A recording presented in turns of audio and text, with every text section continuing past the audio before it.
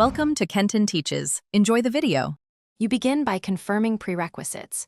You need admin rights and a recent backup. Save files before proceeding. Once done, decide whether you'll use the built-in recovery or a bootable USB. Create one now with the media creation tool if the OS won't start. Make sure to note firmware type, UEFI versus legacy BIOS, because boot steps differ. Now restart the PC and prepare to interrupt normal boot or access advanced startup options. This gets you into the recovery workflow. You now get into the middle steps.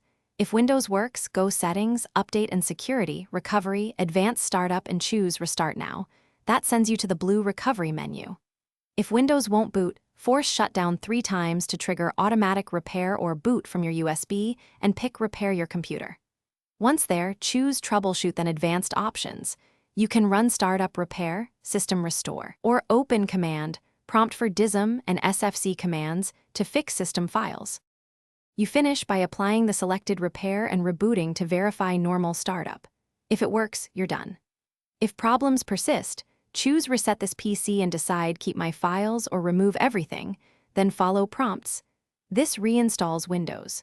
Make sure to run sfc/scano and dism/online/cleanupimage/restore health from command, prompt when file corruption is suspected, because these repair utilities resolve missing or corrupted system files.